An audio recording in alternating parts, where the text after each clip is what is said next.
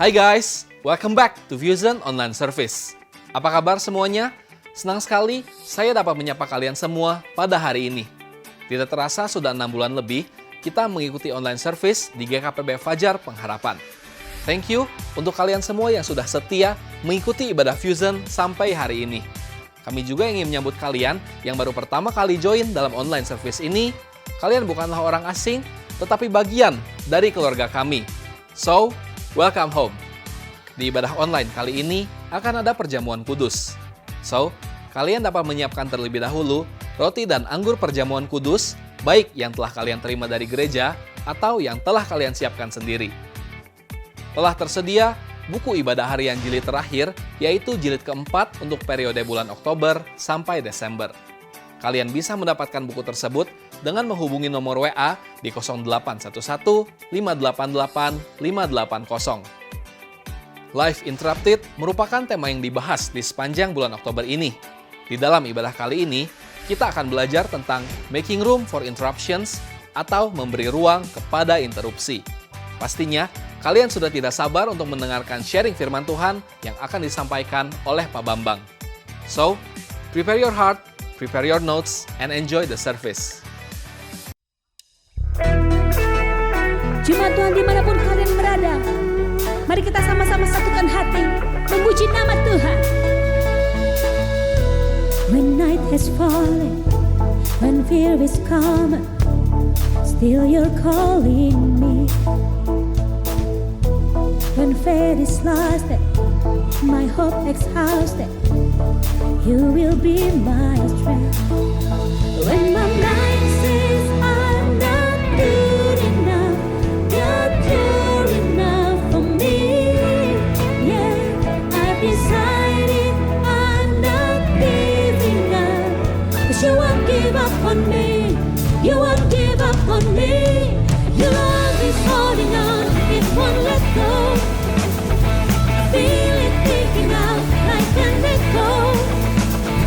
Your love is holding on, it won't let go. Feel it taking out like an echo, echo in my soul.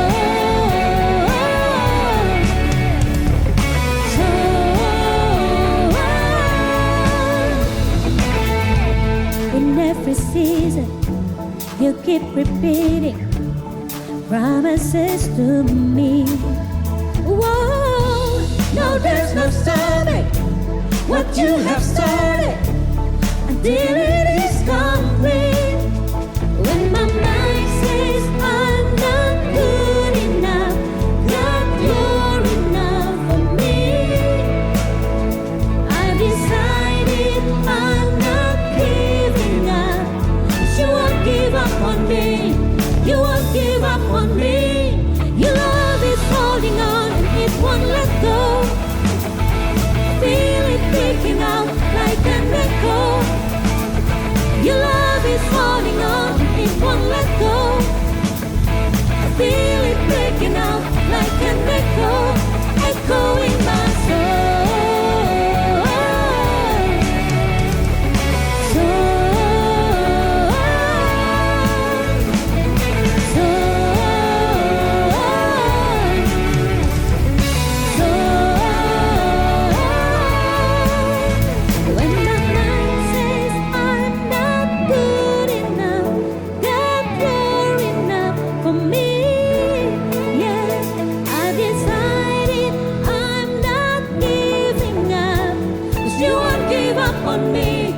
You won't give up on me. Your love is holding on and it won't let go. I feel it breaking out like an echo. Your love is holding on and it won't let go. I feel it breaking out, breaking out. Hey! Your love is holding on and it won't let go. I feel it breaking out like an echo. Your love is holding on, it won't let go. I feel it breaking out like an echo, echo in my soul.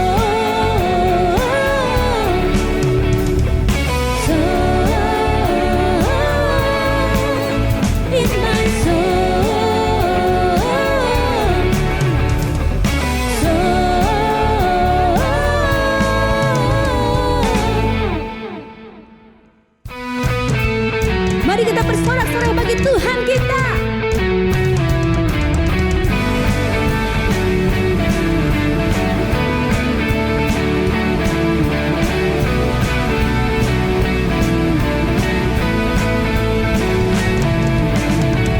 Batu karang yang teguh, kota benteng dan perisaiku, yang menang kalahkan maut, pengamat yang bangkitkan hidup. Katakan haleluya.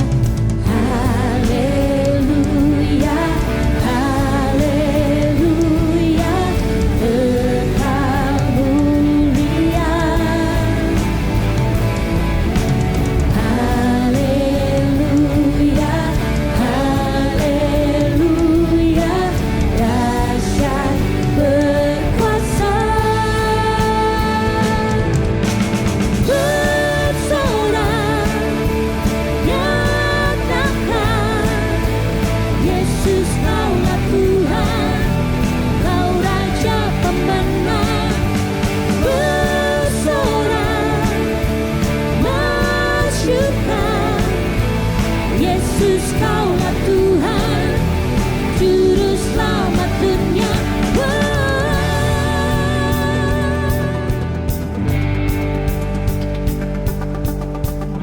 Hanya Yesus yang layak ditinggikan, dimuliakan.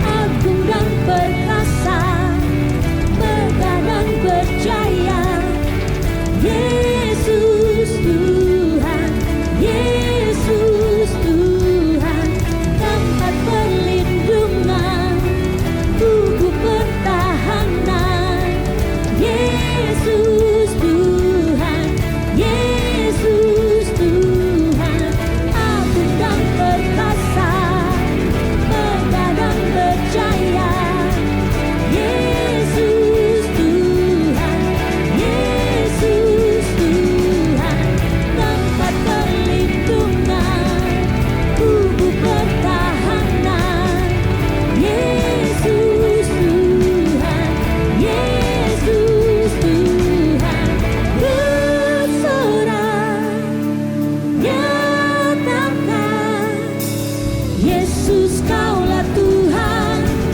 Kau Raja pemenang. Bersorak, masyurkan, Yesus Kaulah Tuhan, Juru Selamat dunia. Agung dan perkasa, megah dan berjaya, Yesus Tuhan, Yesus Tuhan, tempat perlindungan, tubuh pertahanan, Yesus Tuhan, Yesus Tuhan.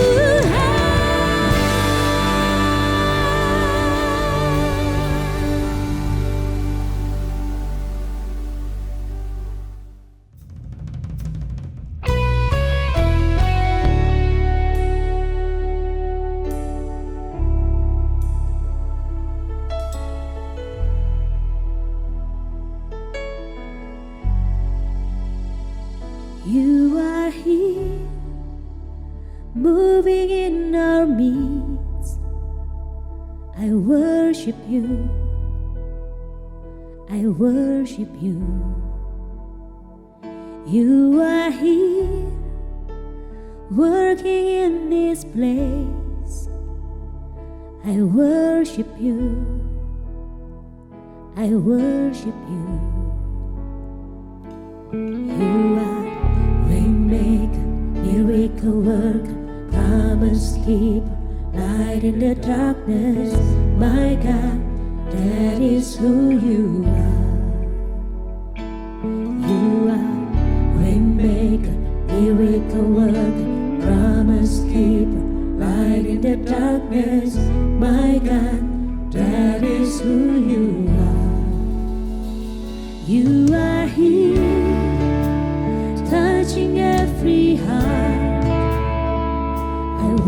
worship you.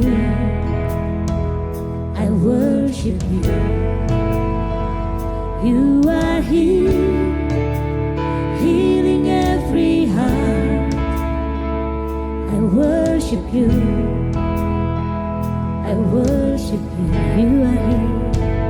You are here, turning lives around. I worship you. I worship you. You are here, mending every heart. I worship you. I worship you. You are waymaker, miracle worker, promise keeper, light in the darkness. My God, that is who you are. Waymaker, miracle worker, promise keeper, light in the darkness. My God, that is who you are. That is who you are. That is who you are. That is who you are. That is who you are.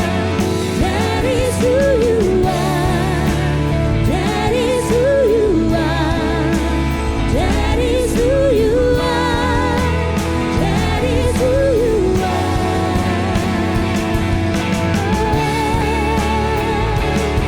You are God. We worship you.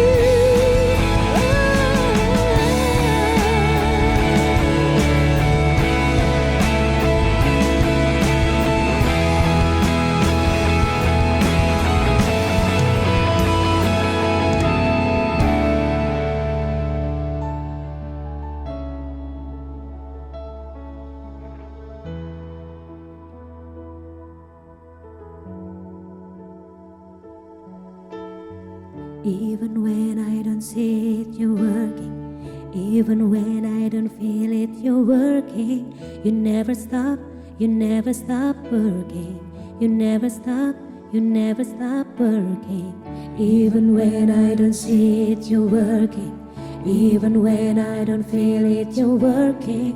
You never stop working. You never stop working. Even when I don't see it, you're working. Even when I don't feel it, you're working. You never stop working. You never stop working. Even when I don't see it, you're working. Even when I don't feel it, you're working. You never stop working. You never stop working. Waymaker, miracle worker, promise keeper, light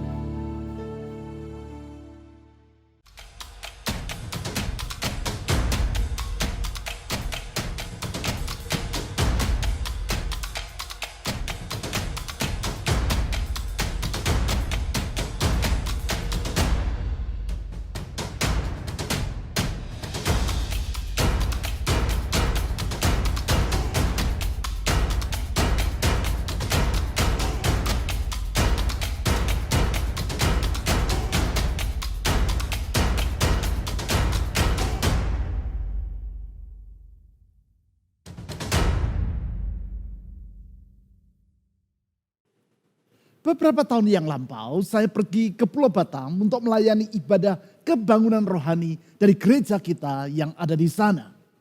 Ibadah kebangunan rohani yang dilaksanakan selama 2 malam berturut-turut. Hari Minggu malam dan hari Senin malam. Oleh karena itu saya berangkat dari Bandung dengan pesawat yang langsung ke Batam pada hari Minggu pagi. Ketika saya tiba di Bandara Batam dan turun dari pesawat, saya lihat gembala dan beberapa pengurus gereja sedang menanti dan menyambut saya dengan membawa hand bouquet atau buket bunga. Di dalam hati saya berkata, tumben mereka menyambut saya dengan membawa bunga. Sebab itu bukan untuk pertama kalinya saya pergi ke Batam. Entah sudah berapa puluh kali saya melayani di jemaat di sana. Dan selama itu belum pernah satu kali pun mereka menyambut saya dengan membawa bunga. Sambil menyerahkan karangan bunga dan dengan tertawa lebar mereka berkata, selamat ya Pak, anaknya sudah lahir. Saya tidak mengerti apa yang mereka maksudkan. Memang pada hari-hari itu istri saya sedang mengandung, yaitu mengandung anak kami yang kedua. Usia kandungannya 8 bulan. Artinya menurut jadwal masih 1 bulan lagi bayi yang ada dalam kandungan istri saya baru akan lahir. Bahkan pagi itu istri saya masih sempat membantu saya dalam menyiapkan pakaian dan berbagai keperluan untuk perjalanan saya ke Batam. Jadi saya bertanya kepada teman-teman di Batam tersebut. Maksudnya mereka berkata, tadi sementara Pak Bambang dalam perjalanan mendadak istri Bapak merasa mulas. Sehingga salah seorang pengurus gereja langsung mengantar istri Bapak ke rumah sakit bersalin. Tidak berapa lama kemudian bayinya lahir dengan selamat tanpa kurang suatu apapun juga. Mendengar berita itu perasaan senang dan sedih bercampur aduk di hati saya. Di satu sisi saya bergembira karena anak saya yang kedua telah lahir dengan selamat. Istri saya juga dalam keadaan yang baik-baik saja. Namun di sisi yang lain saya merasa sedih karena tidak dapat menemani istri saya ketika ia melahirkan anak kami. Jadi saya berkata kepada para pengurus gereja di Batam, kalau begitu lebih baik saya langsung kembali ke Bandung untuk menemui istri saya. Mereka menyetujui apa yang saya kemukakan.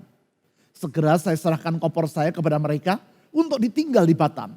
Dan saya langsung ke counter check-in dan mengubah jadwal kepulangan saya ke Bandung. Sesudah itu dengan bergegas saya kembali ke pesawat yang tadi membawa saya ke Batam.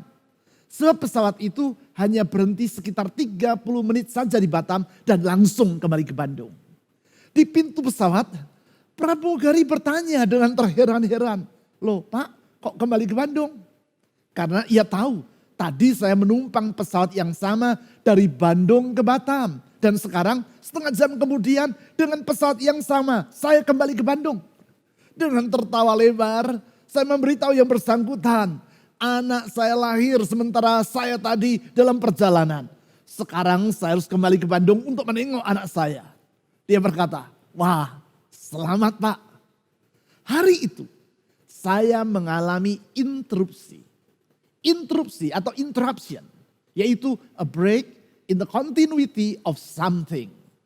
Berhentinya kesinambungan dari sesuatu.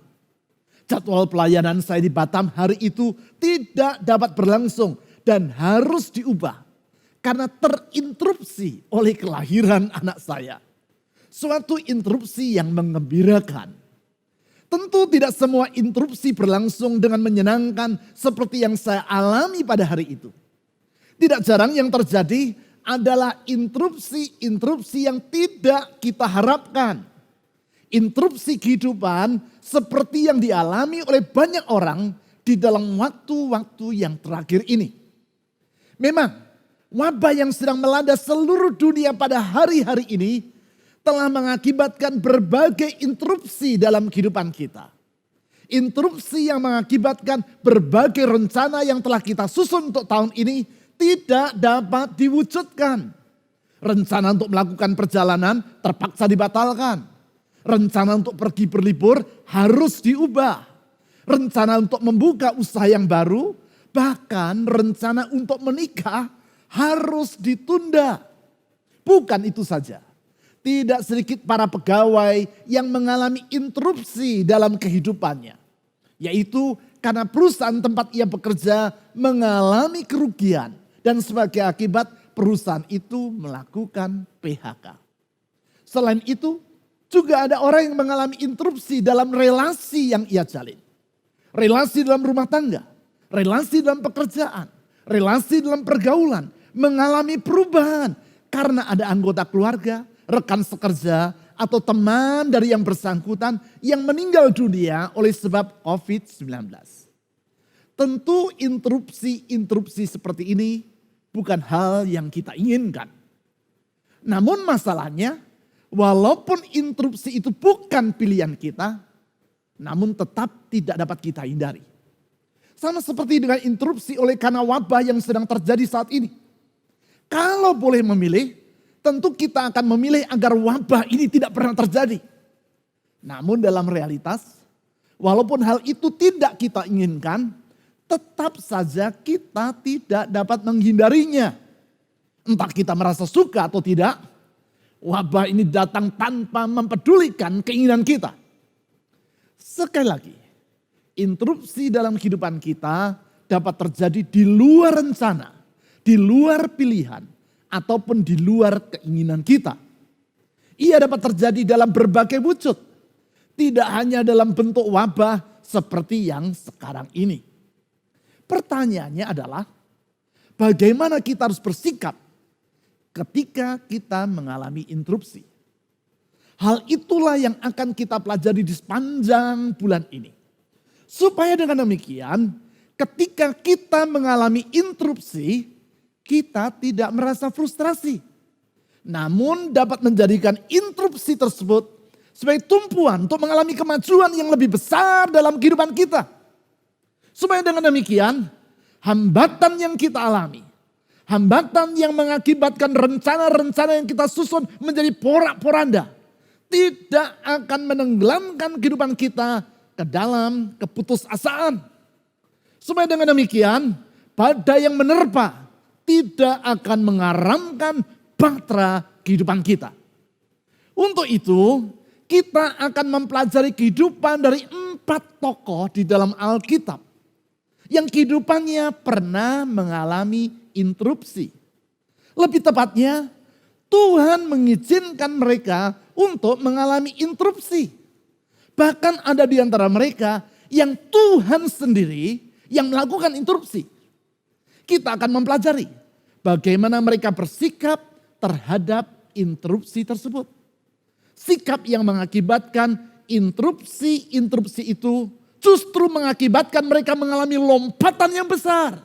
Yaitu kehidupan seperti yang Tuhan rencanakan. Kita mulai dengan kehidupan dari Abraham. Atau yang sebelumnya bernama Abram. Mari kita membaca interupsi kehidupan yang ia alami. Yaitu sebagaimana yang dicatat di dalam Kejadian pasal 12 ayat 1 sampai 5. Kejadian pasal 12 ayat 1 sampai 5. Berfirmanlah Tuhan kepada Abram, pergilah dari negerimu dan dari sanak saudaramu dan dari rumah bapamu ini ke negeri yang akan kutunjukkan kepadamu. Aku akan membuat engkau menjadi bangsa yang besar dan memberkati engkau, serta membuat namamu masyhur, dan engkau akan menjadi berkat. Ayat 3. Aku akan memberkati orang-orang yang memberkati engkau, dan mengutuk orang-orang yang mengutuk engkau. Dan olehmu semua kaum di muka bumi akan mendapat berkat. Ayat 4. Lalu pergilah Abram seperti yang difirmankan Tuhan kepadanya. Dan Lot pun ikut bersama-sama dengan dia. Abram berumur 75 tahun ketika ia berangkat dari Haran. Abram membawa Sarai istrinya dan Lot anak saudaranya, dan segala harta benda yang didapat mereka, dan orang-orang yang diperoleh mereka di Haran. Mereka berangkat ke tanah Kanaan. Lalu sampai di situ. Di sini kita melihat bagaimana Tuhan memanggil Abram untuk masuk ke dalam rencananya. Abram yang oleh karena interupsi yang Allah lakukan dalam kehidupannya, di kemudian hari namanya berubah menjadi Abraham. Perubahan nama ini dicatat di Kejadian pasal 17 ayat 5. Abram artinya adalah exalted father, ayah yang dihormati. Sedangkan Abraham seperti yang diutarakan Tuhan di dalam Kejadian pasal 17 ayat 5, artinya adalah father of many nations, bapa banyak bangsa. Bukan sekadar bapa yang dihormati oleh kaum keluarganya, namun sekarang menjadi bapa yang dihormati oleh banyak bangsa. Bukan sekadar hidup yang diberkati, namun sekarang hidup yang menjadi berkat bagi banyak orang. Semua ini terjadi karena menurut Ibrani pasal 11 ayat 8, Abram menanggapi panggilan atau interupsi yang Tuhan lakukan dengan iman. Sehingga dari Abram dia menjadi Abraham. Mari kita baca catatan tersebut. Ibrani pasal yang ke-11 ayat yang ke-8. Karena iman Abraham yang tadinya bernama Abram itu, Abraham taat. Ketika ia dipanggil untuk berangkat ke negeri yang akan diterimanya menjadi milik pusakanya. Lalu ia berangkat dengan tidak mengetahui tempat yang ia tujui. Berarti bagaimana seharusnya kita menanggapi interupsi yang kita alami dalam kehidupan kita. Tanggapilah dengan iman. Bagaimana kita harus bersikap ketika rencana yang telah kita susun harus berubah karena kita mengalami interupsi. Tanggapilah dengan iman. Bagaimana respon kita ketika situasi tidak berjalan seperti yang kita inginkan? Sekali lagi, dengan meneladani sikap Abram, tanggapilah dengan iman. Iman yang membawa kehidupan kita dari Abram menjadi Abraham. Singkat kata, dari kehidupan Abram kita dapat menyimpulkan bahwa interupsi dalam kehidupan sesungguhnya merupakan suatu ujian terhadap iman kita. Ya, apabila Allah mengubah rencana kita, hal itu antara lain adalah dengan maksud untuk menguji iman kita. Berarti dari sudut ini, kita dapat memandang wabah yang sedang melanda seluruh dunia pada saat ini, antara lain sebagai suatu ujian terhadap iman kita.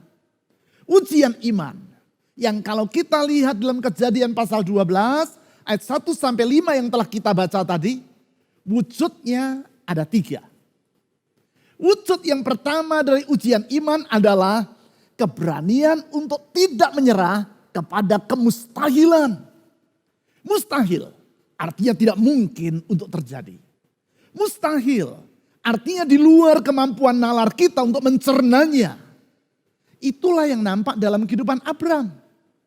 Hal tersebut dicatat di dalam Kejadian pasal 12 ayat 1 dan ayat 2 kalimat yang pertama. Mari kita baca kembali ayat-ayat yang saya sebutkan tersebut. Kejadian 12 ayat 1 dan ayat 2 kalimat pertama atau ayat 2a.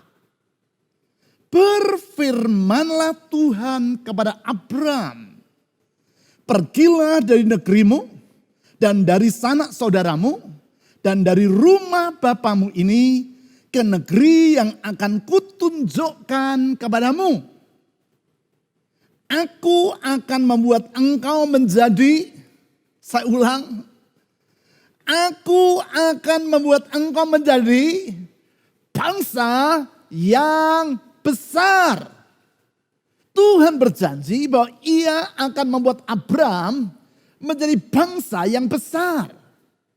Janji ini ia berikan kepada seorang yang di dalam Kejadian pasal 12 ayat 4 tadi dikatakan telah berusia 75 tahun. Sedangkan usia dari istri Abram, yaitu Sarai, atau yang kemudian hari namanya diubah Tuhan menjadi Sarah, menurut catatan Kejadian pasal 17 ayat 17, terpaut 10 tahun dengan Abram. Berarti saat itu usia Sarai adalah 65 tahun. Dengan berjanji bahwa ia akan membuat Abram menjadi bangsa yang besar, maka berarti Allah berkata, Abram, istrimu yaitu Sarai akan mengandung. Ia akan melahirkan seorang anak. Dan anak itu akan menjadi suatu bangsa yang besar. Pernahkah Anda mendengar seorang perempuan yang berusia 65 tahun mengandung? Jelas tidak pernah. Sebab di usia itu seorang perempuan telah mati haid. Sehingga tidak mungkin untuk berketurunan. Bukan itu saja. Ketika Abram mendengar janji tersebut, atau ketika Allah melakukan interupsi dalam kehidupannya, saat itu ia dan Sarai belum memiliki anak. Karena di dalam Kejadian pasal 11 ayat 30 dijelaskan bahwa Sarai adalah seorang yang mandul. Singkat kata, bagi Abram dan Sarai, janji Tuhan ini adalah mustahil di atas kemustahilan. Kemustahilan yang ganda. Di situ iman Abram dipuji. Di situ Allah melakukan interupsi, menguji Abram. Yaitu apakah ia akan menyerah kepada kemustahilan atau tidak. Apabila ia menyerah kepada kemustahilan, ia akan berkata kepada Tuhan, Tuhan, terima kasih untuk janjimu. Luar biasa, hebat. Tetapi sesudah kami timbang, sesudah kami pikir, kami berdua mengambil kesimpulan bahwa adalah tidak mungkin bagi saya dan Sarai untuk berketurunan. Sarai sejak masa mudanya dalam keadaan mandul. Dan sekarang kami sudah berusia lanjut. Sehingga sudahlah, biarkan kami tetap hidup seperti ini saja. Artinya ia menolak interupsi dari Allah dalam kehidupannya. Kalau itu yang ia pilih, maka Abram akan tetap menjadi Abram. Dan Sarai akan tetap sebagai Sarai. Mereka berdua tidak akan pernah menjadi Abram dan Sarah. Bahkan kemungkinan besar nama mereka berdua tidak akan pernah tercatat di dalam Alkitab. Hal ini mengingatkan saya kepada seorang teman saya. Yang bersangkutan adalah seorang pengusaha salon kecantikan di Surabaya. Suatu hari ia merasa bahwa Tuhan menuntun dirinya untuk pindah ke Denpasar guna membuka salon di sana. Singkat cerita, pindahlah yang bersangkutan ke Pulau Bali. Bersama dengan istrinya, ia mengontrak rumah di sebuah gang di daerah Kuta dan membuka salon di situ. Namun salonnya sama sekali tidak laku. Tidak ada orang setempat ataupun turis yang datang berkunjung ke salonnya. Singkat cerita, ia mengalami kesulitan secara keuangan. Bahkan untuk membayar kontrakan rumah di dalam gang tadi, ia pun tidak mampu. Dan inilah yang ia lakukan, yaitu terus berdoa, memohon pertolongan Tuhan. Karena ia percaya bahwa Tuhan yang memimpin dirinya untuk pindah ke Bali. Suatu hari ia membaca di surat kabar Bali Post bahwa sebuah hotel bintang 5 akan dibuka di daerah Sanur. Sebagaimana layaknya hotel bintang 5, selalu tersedia salon di dalamnya. Membaca berita itu, ia merasa bahwa Tuhan menyuruh dirinya agar menjajaki tentang kemungkinan untuk membuka salon di hotel bintang 5 tersebut. Hotel bintang 5, bukan losmen Melati 3, bukan. Ia pun pergi ke hotel yang sudah jadi dan 2 bulan lagi akan mulai beroperasi itu. Ia bertemu dengan manajer dari hotel tersebut dan bertanya, apakah hotel ini akan dilengkapi dengan salon? Si manajer menjawab, ya, hotel ini akan dilengkapi dengan salon. Kami akan menandatangani kontrak dengan sebuah salon dari Jakarta yang terkenal dan yang mempunyai cabang di banyak tempat di Indonesia. Saya tidak menyebut nama salon itu. Teman saya, seorang pengusaha salon dalam gang yang tidak laku. Sekarang harus bersaing dengan salon dari Jakarta yang sangat terkenal dan punya cabang di mana-mana. Jelas adalah mustahil bagi dirinya untuk mendapatkan tempat di hotel bintang 5 tadi. Pemilik salon dari Jakarta tadi adalah, katakan saja A. Seorang penata rambut yang sangat terkenal di Indonesia. Sedangkan teman saya Y bukan siapa-siapa. Tetapi teman saya ini, si Y tadi berdoa. Memohon agar Tuhan memberi dirinya hikmat. Dan Tuhan mengabulkan doanya. Entah dari mana, mendadak ia mendapat ide. Ia berkata kepada manajer hotel tadi, begini, kalau salon ini dikelola oleh A, pemilik salon yang sangat terkenal di Jakarta tadi, maka A, nama penata rambut yang terkenal itu, tidak akan pernah datang kemari untuk memotong rambut dari pelanggan. Tetapi kalau salon ini saya kelola, kata teman saya, maka saya, Y, yang akan memotong sendiri para pelanggan yang datang. Mendengar argumentasi teman saya, sang manajer mengangguk-angguk karena memang masuk akal juga. Jadi ia berkata, baik, kalau begitu hari Senin depan datanglah kemari. Bawalah seseorang yang akan menjadi contoh untuk ditata rambutnya. Kita akan uji apakah hasilnya bagus atau tidak. Dan karena hotel ini bintang 5, maka semua instruksi akan dilakukan dalam bahasa Inggris. Karena jelas tamu datang dari berbagai macam negara. Masalahnya tingkat bahasa Inggris teman saya ini tingkat kalang kabut. Namun karena sudah kepalang basah, ia mengiyakan saja permintaan dari sang manajer itu. Minggu depannya ia datang ke hotel tadi. Ia datang dengan seorang yang akan ditata rambutnya sebagai contoh. Dan seorang guide atau pemandu wisata. Ia berpikir, kalau nanti diberi instruksi dalam bahasa Inggris, biar guide ini yang menerjemahkannya untuk saya. Tiba di situ, ternyata sang manajer sedang sibuk. Ada rapat direksi karena 2 bulan lagi hotel itu akan mulai beroperasi. Jadi sang manajer berkata, begini saja, biar salah seorang staf saya yang menguji. Singkat kata seorang staf hotel datang untuk melihat bagaimana teman saya, Y, akan menata rambut dari orang yang dijadikan contoh. Karena staf ini tidak tahu bahwa ujian seharusnya dilakukan dalam bahasa Inggris. Jadi ia memberi instruksi kepada teman saya dalam bahasa Indonesia. Entah bagaimana, 10 menit kemudian staf hotel ini menyeletuk. Berkata kepada teman saya, Pak, tadi malam saya sulit tidur. Karena rumah saya banyak hantunya. Nah, kebetulan teman saya ini dahulu sebelum bertobat dan menjadi pengikut Kristus adalah orang yang sangat suka pergi ke dukun. Sehingga masalah perhantuan ia cukup ahli. Singkat cerita, sementara teman saya ini menata rambut dari pasien yang ia bawa, ia dan staf hotel tadi asik ngobrol tentang dunia perhantuan. Pembicaraan mereka nyambung.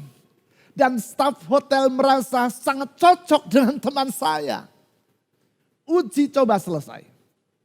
Sementara teman saya menunggu di lobi, staf hotel ini melapor kepada atasannya, yaitu si manajer hotel. Tidak lama kemudian sang manajer hotel memanggil teman saya dan berkata, Pak, Bapak lulus ujian.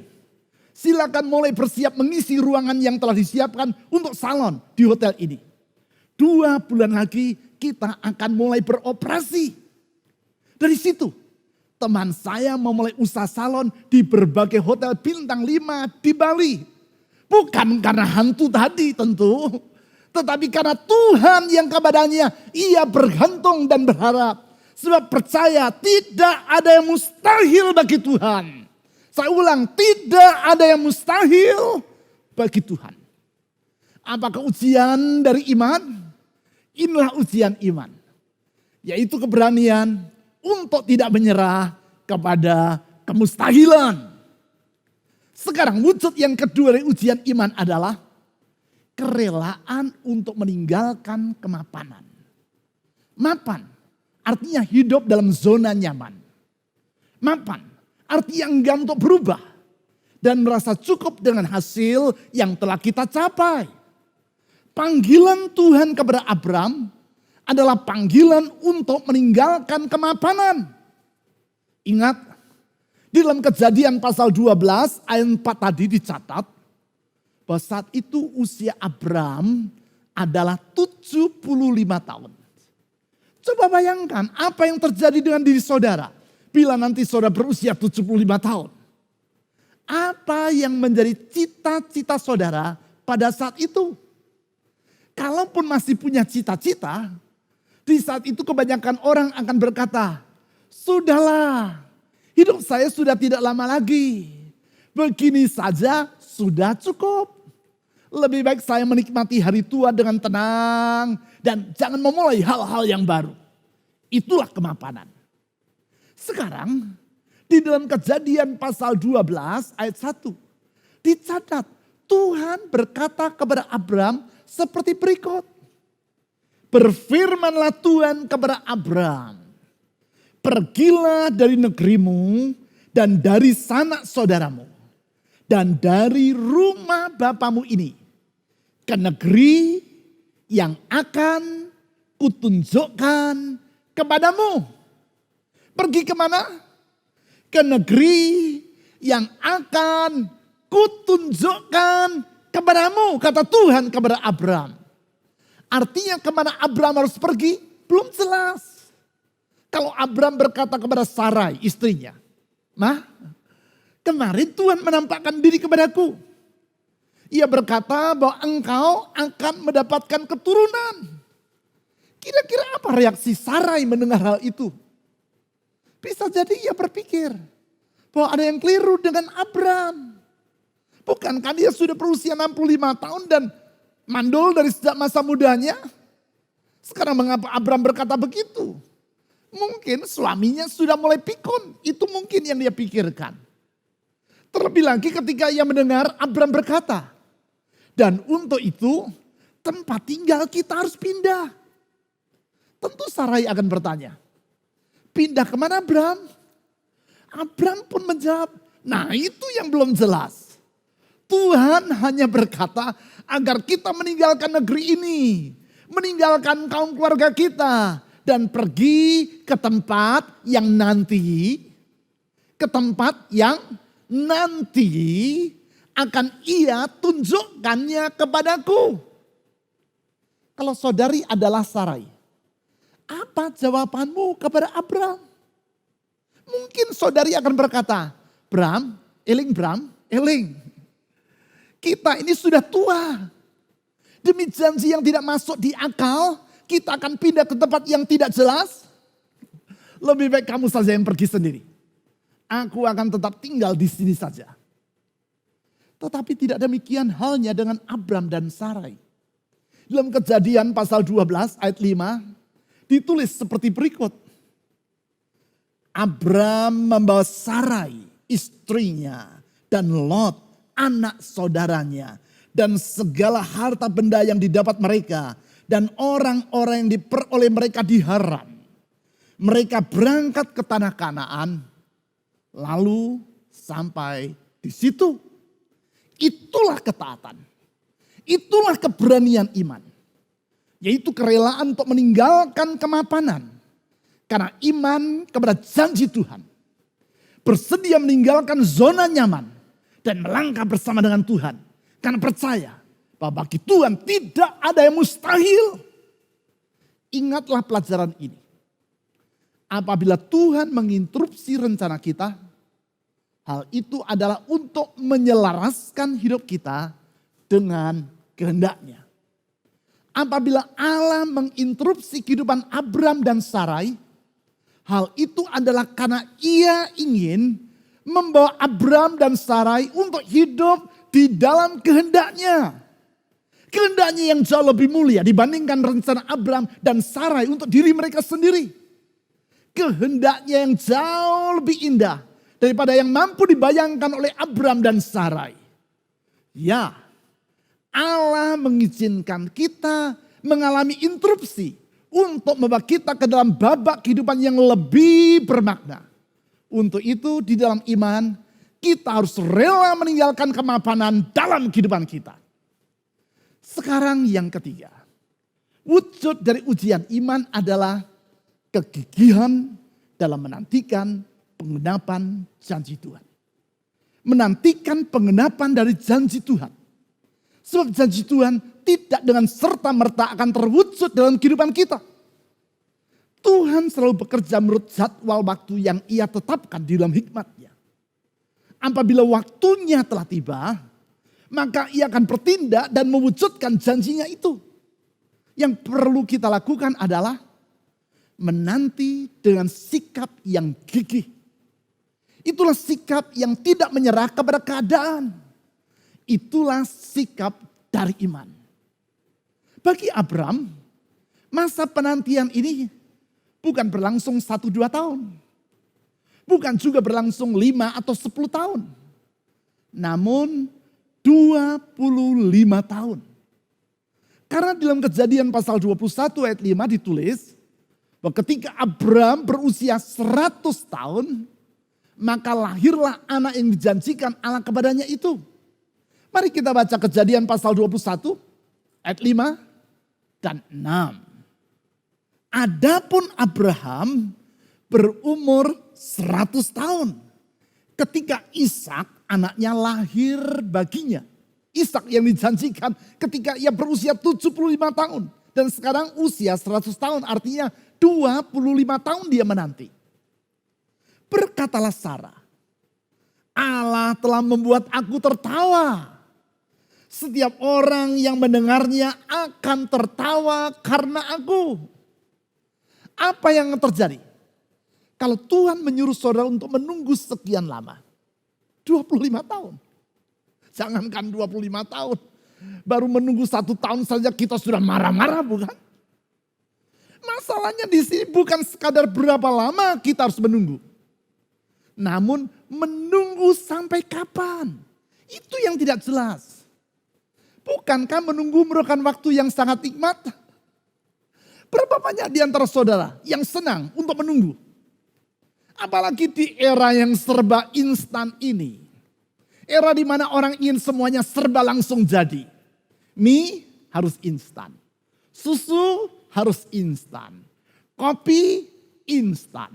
Belajar bahasa juga kalau bisa secara instan. Karena itu kita sering membaca iklan. Dalam waktu 20 jam kalian akan dapat berbicara dalam bahasa Inggris dengan lancar. Ya, kalau sekedar berkata yes, no, dan I don't know tentu bisa dalam 20 jam. Tetapi kalau lebih dari itu, saya tidak berani menjamin bahwa iklan itu dapat dipercaya. Seperti yang saya katakan tadi. Menunggu merupakan ujian yang sangat berat. Apalagi menunggu untuk kurun waktu yang tidak jelas. Kalau kepada Abram Tuhan berkata, Abram, tunggulah 25 tahun. Nanti genap 25 tahun engkau dan Sarai akan mendapatkan keturunan. Itu akan lain persoalannya. Memang 25 tahun bukan waktu yang singkat. Tetapi kalau ada kejelasannya, hal itu masih mendingan. Masalahnya berapa lama Abram dan Sarai harus menunggu? Ini yang tidak Tuhan beritahukan kepada mereka sebelumnya. Mereka harus menunggu dari tahun ke tahun dengan sabar. Tanpa kejelasan menunggu sampai kapan. Mereka harus menanti dari tahun ke tahun dengan gigih. Mereka harus terus berpegang pada janji Tuhan dari tahun ke tahun dalam iman. disitulah ujian terhadap kesabaran, kegigihan, dan iman. Iman. Sebab seiring dengan perjalanan waktu adalah semakin sukar dan mustahil bagi Abram dan Sarai untuk berketurunan. Saat Sarai berusia 65 tahun, yaitu ketika Tuhan melakukan interupsi dalam kehidupan Abram, sudah mustahil bagi dirinya untuk berketurunan. Sekarang dengan berjalannya waktu, semakin jauh kemungkinan bagi dirinya untuk berketurunan. Yang ada adalah bertambah besar kemungkinan bagi mereka berdua untuk merasa frustrasi. Frustrasi karena harus menunggu sampai batas waktu yang tidak jelas. Oleh sebab itu ingatlah prinsip ini. Memang kehendak Tuhan selalu lebih indah dibandingkan rencana kita. Namun proses penggenapannya dapat lebih sukar daripada yang kita bayangkan.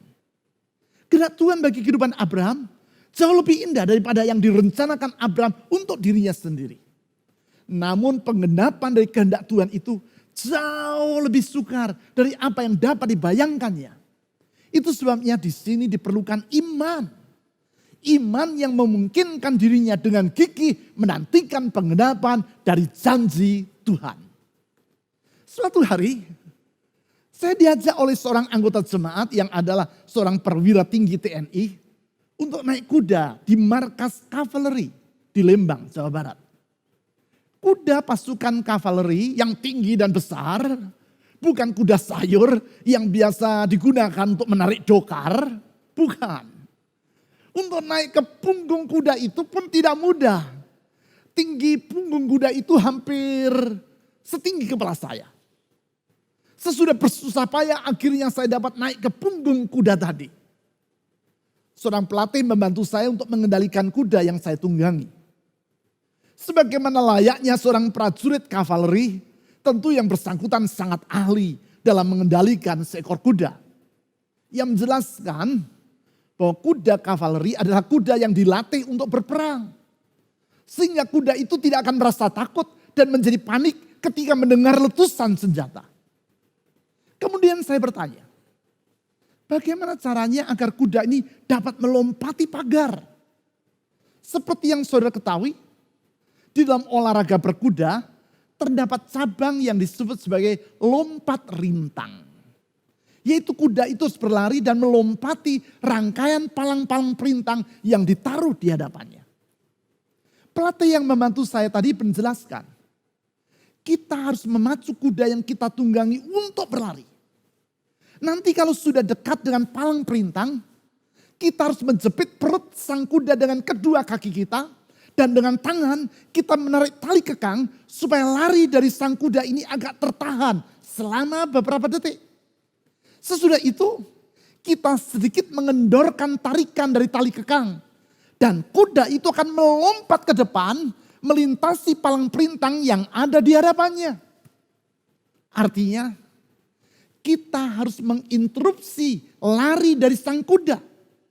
Interupsi dengan cara menarik kekang.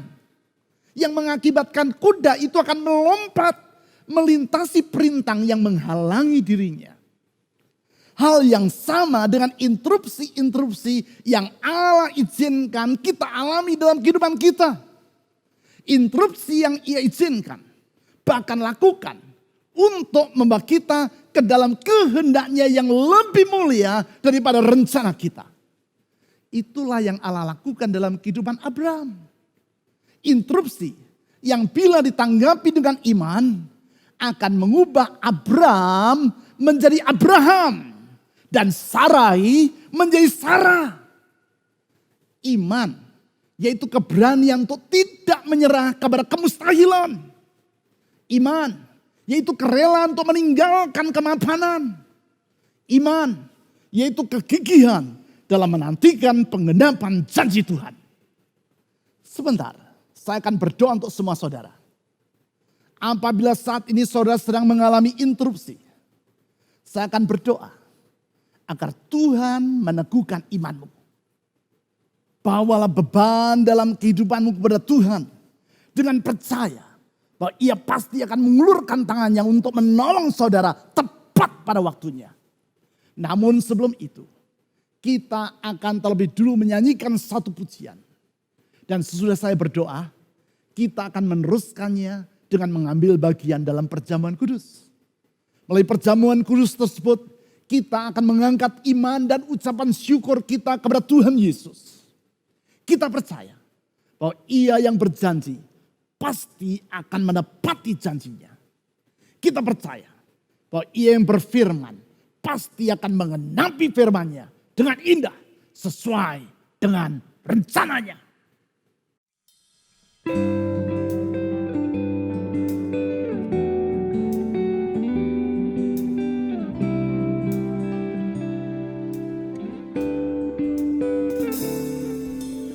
You are forever in my life.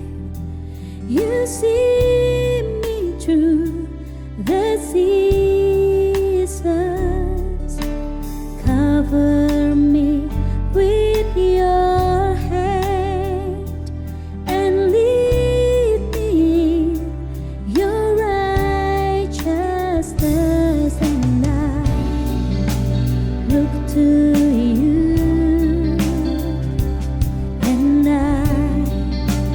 wait on you. I sing to you, Lord, a hymn of love for your faithfulness to me, and I'll carry it in everlasting arms. You never let me go.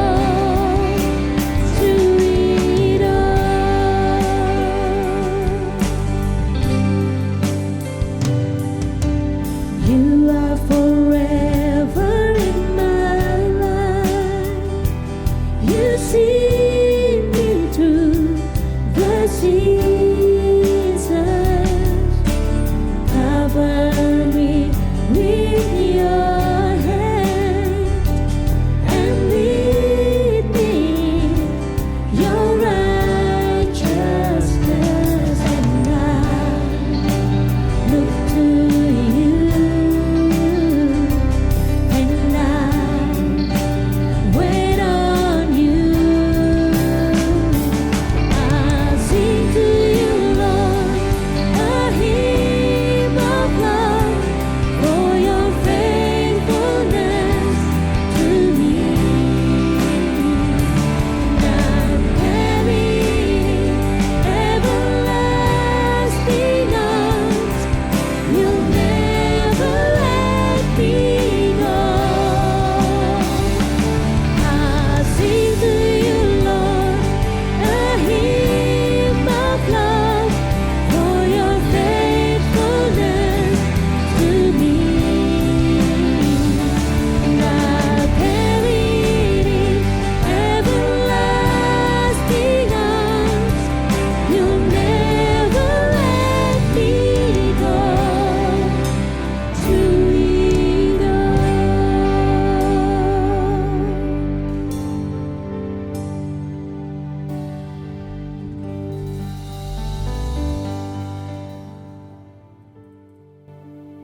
Tidaklah dapat dipungkiri bahwa hidup ini bukanlah seperti suatu perjalanan melalui jalan tol. Suatu perjalanan yang selalu berlangsung dengan lancar dan tanpa hambatan. Justru sebaliknya, ada kalanya perjalanan hidup kita terinterupsi oleh berbagai masalah yang datang pada saat yang tidak kita harapkan. Interupsi yang mengakibatkan impian kita terhempas dan hancur berantakan. Interupsi yang membuat harapan kita akan masa depan yang indah menjadi buyar. Dan cita-cita kita tentang hari esok menjadi bubar. Bukan itu saja. Tidak jarang interupsi yang kita alami mengakibatkan janji-janji Tuhan yang indah bagi kehidupan kita serasa tak tergenapi ataupun menjadi kenyataan. Bukankah itu yang dialami oleh Abraham dan Sarah? Janji Tuhan bahwa mereka akan memperoleh keturunan semakin hari semakin bertambah mustahil. realitas kehidupan yang mereka jalani semakin lama semakin jauh dari harapan mereka. Memang masa interupsi bukanlah suatu kurun waktu yang menyenangkan. Dan bukan suatu periode dalam kehidupan yang dinanti-nantikan oleh orang. Namun patut kita sadari bahwa sesungguhnya masa interupsi adalah masa pengujian terhadap iman kita kepada Tuhan. Itulah masa pembentukan. Di situ Allah membentuk Abraham dari sekadar seorang bapa dalam satu keluarga menjadi seorang bapa dari banyak bangsa. Apabila dalam menghadapi interupsi, kita dengan gigih memegang janji Tuhan. Walaupun janji itu terasa mustahil. Dan untuk itu kita harus meninggalkan zona kenyamanan. Maka kita akan melihat lompatan besar terjadi dalam kehidupan kita. Oleh sebab itu, apapun interupsi yang sedang saudara alami saat ini, tetaplah memandang kepada Tuhan Yesus. Dia setia. Dia setia. Dia setia. Ia tidak akan pernah mengingkari janjinya. Kuasanya tidak terbatas. Dan kesetiaannya tetap turun-temurun. Mari, sekarang dalam iman, kita datang menghadap tata anugerah Kristus. Di dalam iman, kita percaya bahwa sesungguhnya Tuhan Yesus memegang kendali atas segala perkara. Di dalam iman, kita yakin bahwa apapun rancangan dan ketetapan yang Ia buat adalah senantiasa baik dan sempurna.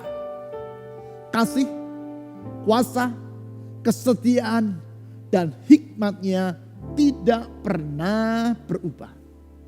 Ia telah menyatakan kasih-Nya melalui pengorbanannya di kayu salib. Ia telah menunjukkan kuasa-Nya dalam kebangkitan-Nya dari kematian.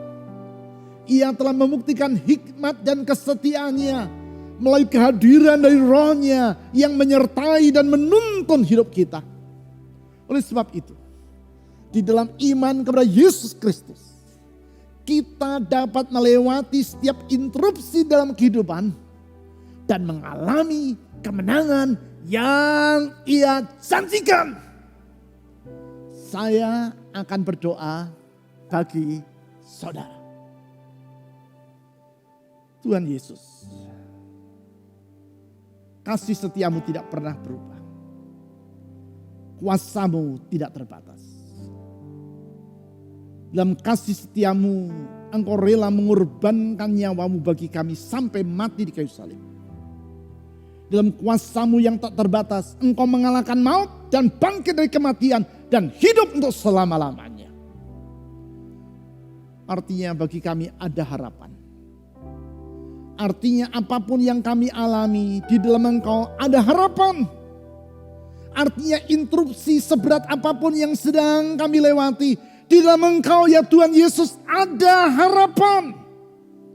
Harapan yang tidak mengecewakan. Saya berdoa saat ini Tuhan Yesus untuk semua orang yang sedang mengalami interupsi dalam kehidupan mereka. Interupsi dalam rumah tangga mereka, interupsi dalam pekerjaan mereka, interupsi dalam karier mereka, interupsi dalam usaha mereka, interupsi dalam kesehatan mereka. Saya percaya kuasa-Mu dan kasih-Mu tetap untuk selama-lamanya. Ulurkan tangan kasih dan kuasa-Mu itu. Ulurkan tangan kasih dan kuasa-Mu yang membangkitkan itu.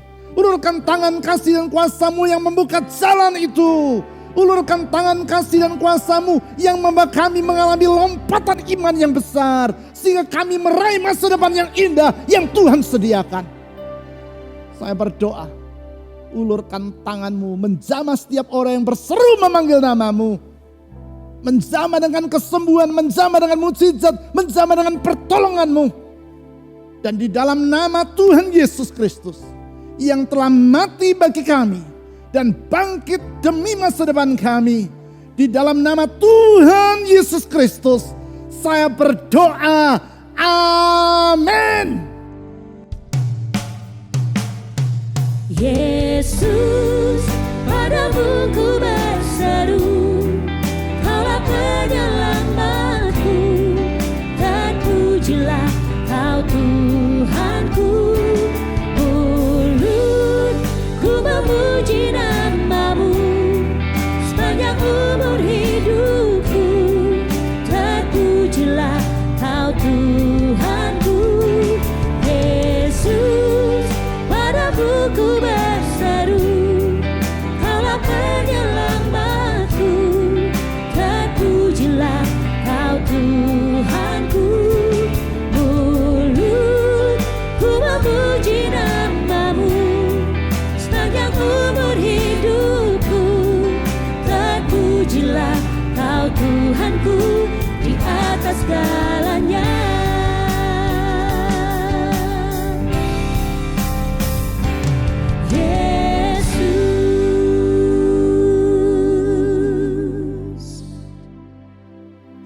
Di dalam keadaan apapun kita di dalam kehidupan ini, sewajarnya lah kita senantiasa bersyukur kepada Tuhan.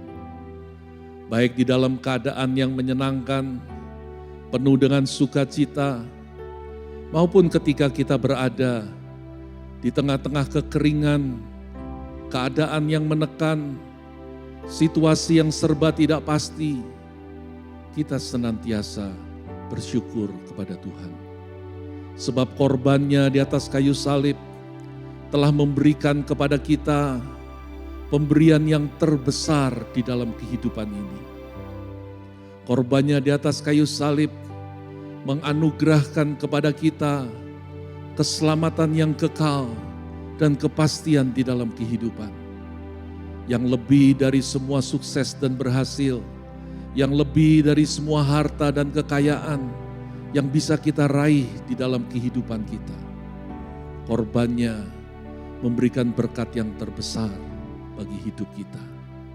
Karenanya mari kita menyiapkan hati kita untuk mengambil bagian di dalam perjamuan kudus, mengingat korban Kristus bagi setiap kita. Pada malam waktu Ia diserahkan, mengambil roti dan sesudah itu Ia mengucap syukur atasnya. Ia memecah-mecahkannya dan berkata, inilah tubuhku yang diserahkan bagi kamu. Perbuatlah ini menjadi peringatan akan aku. Terima kasih Tuhan buat korban-Mu bagi kami. Kami menyambut roti perjamuan ini sekarang di dalam nama Tuhan Yesus Kristus.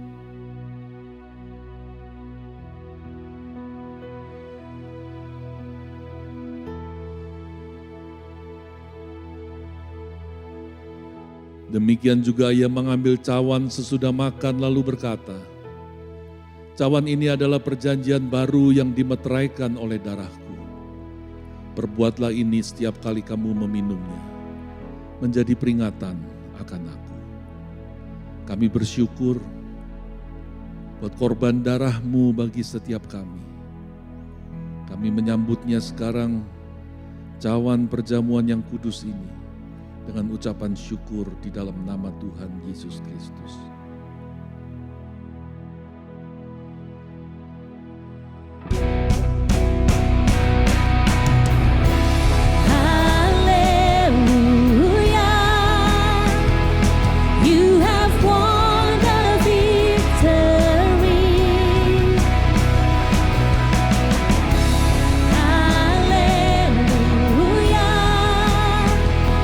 You have won it all for me.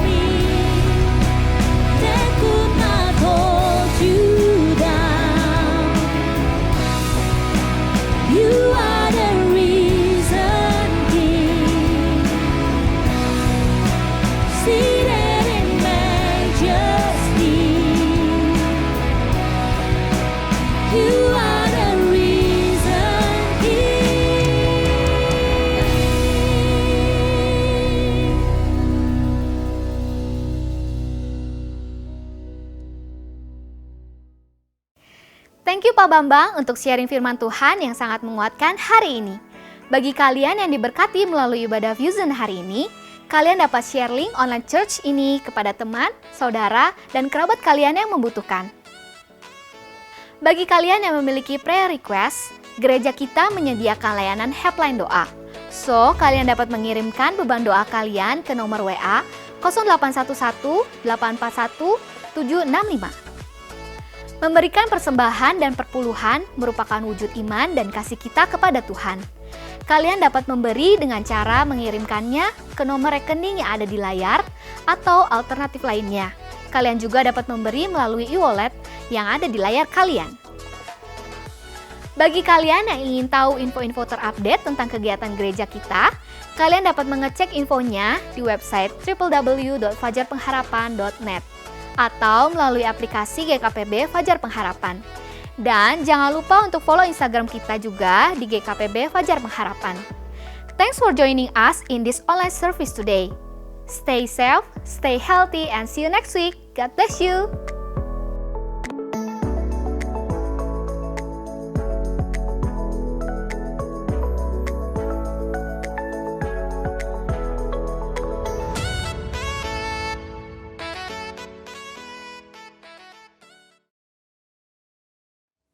Saudara-saudari, mari kita arahkan segala pandangan kita dan hati kita kepada Tuhan.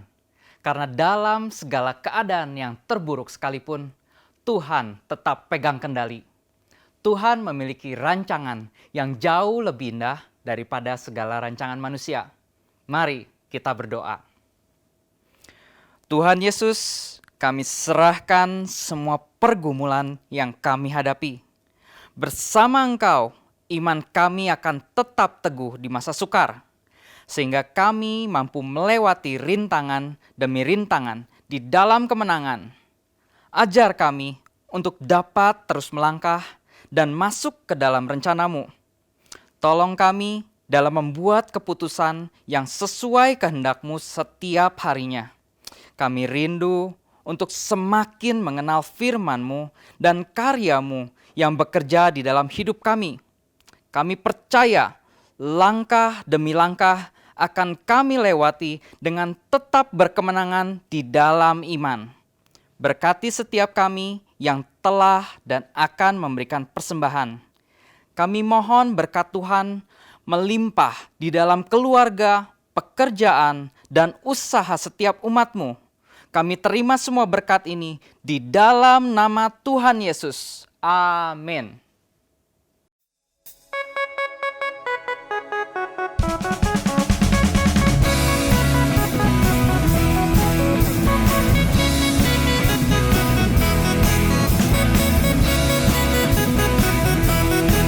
I'm alive, 'cause Jesus gave me life. He opened up my eyes. I can see clearly